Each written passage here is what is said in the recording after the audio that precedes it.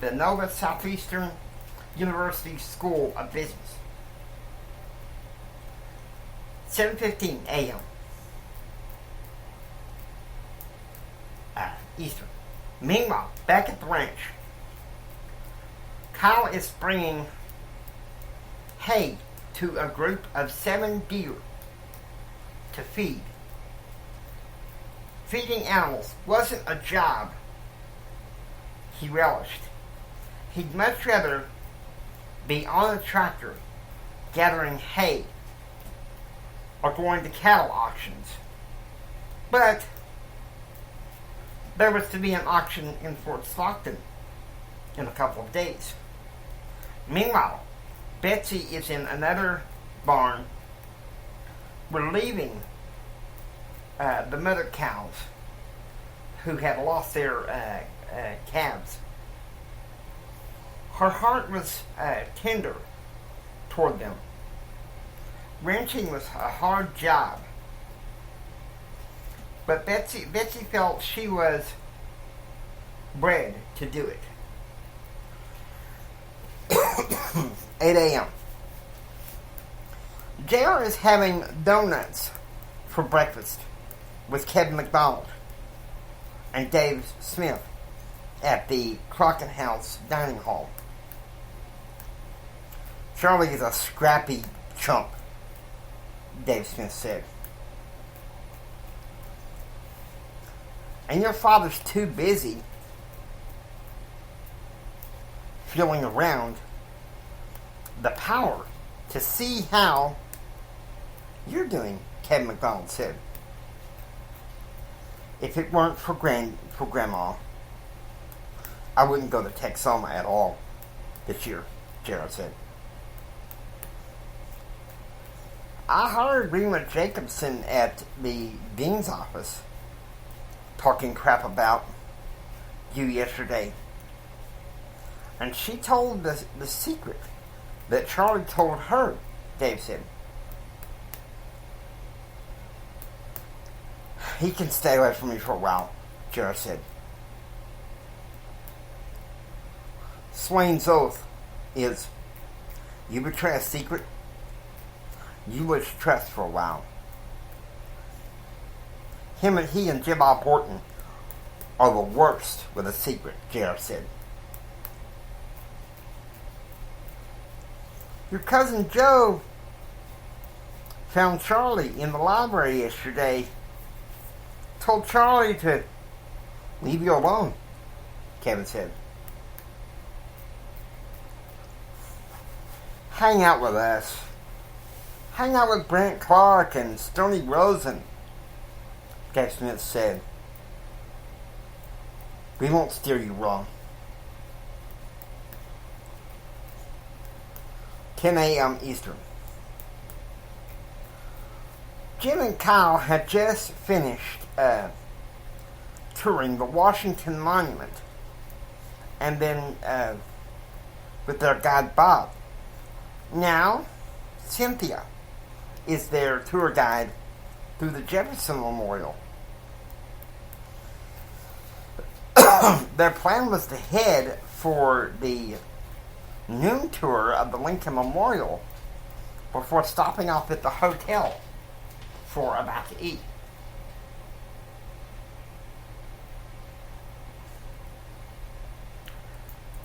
"9:55 a.m.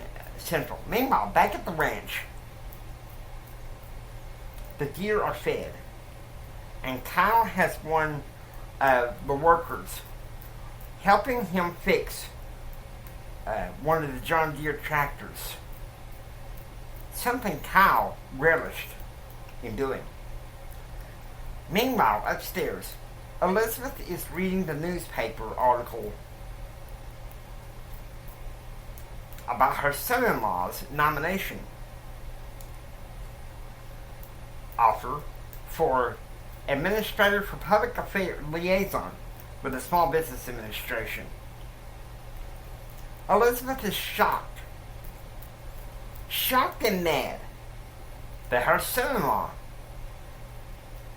would soon be taking her daughter away from Texas But at least between grandsons Thomas, Kyle, and JR, she'd be looked after.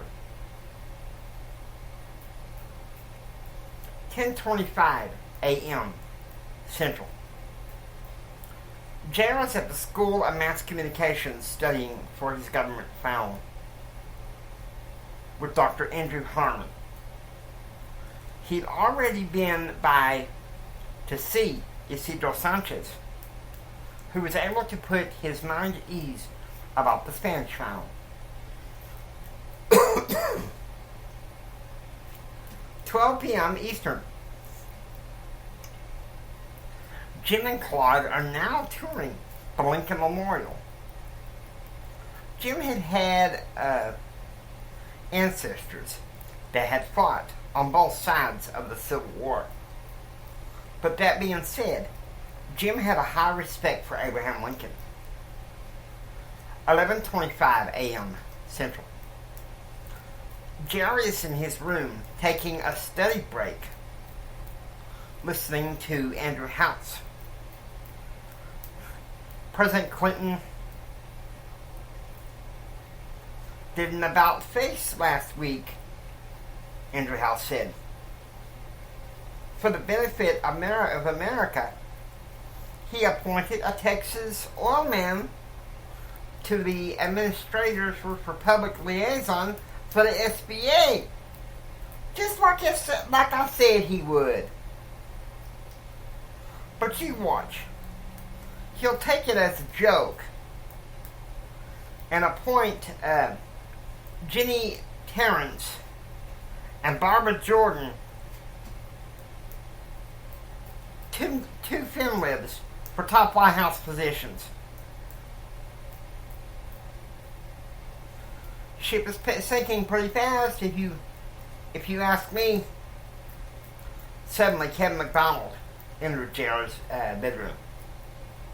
Hey, you want to go scrap in the around for the Cheeseburger Burger special at the Sneed Snack Bar?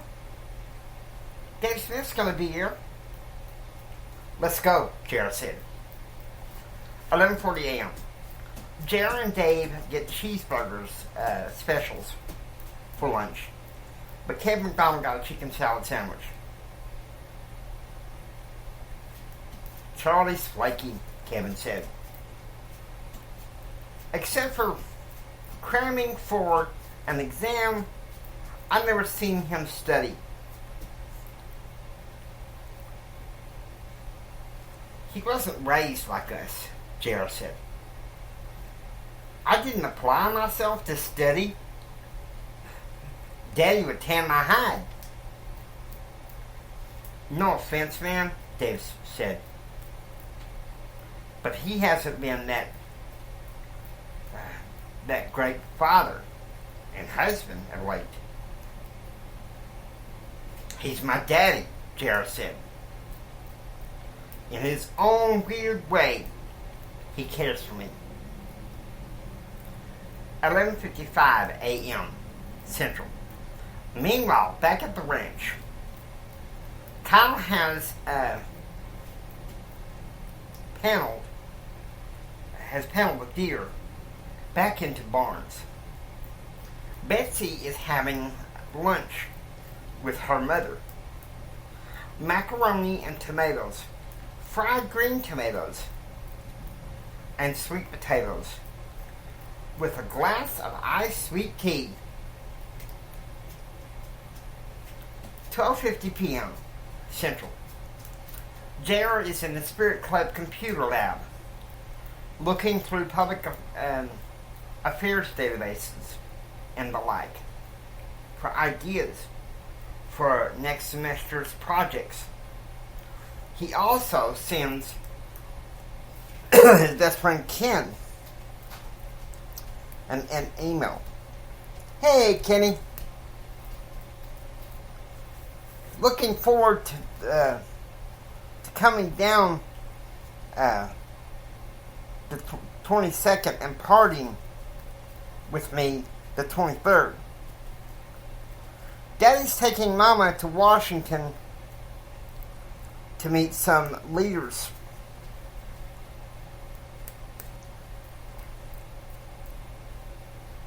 And so, the house will be ours to party in.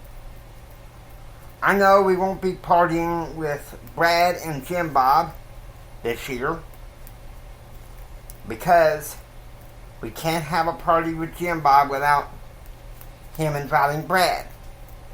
But you and I will party. But please, no mention of KC. We are patching things up right now. With respect, JR. 2 p.m. Central. 2 p.m. Eastern. Back in the hotel, Jim and Claude pour glasses of brandy and sit back to watch a little football, NFL football. I called Carl yesterday, Jim said. He said I turned from a lackey to one lucky dude, Jim said. Carl never approved of your talents, Claude said. But we're the ones with the money.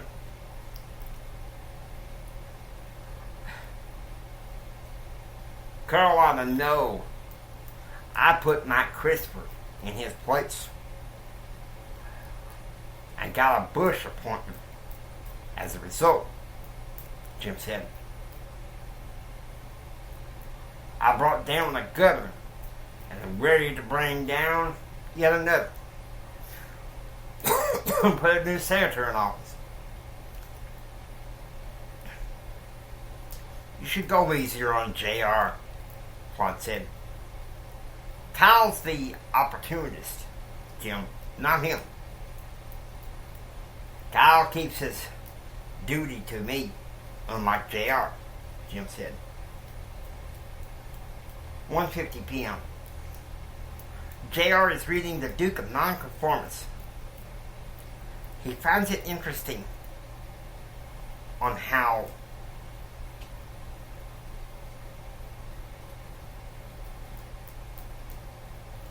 along with the David Barton book video, this book is helping him with his ideology paper. There is a passage that Jennifer had pointed out to JR for him to read.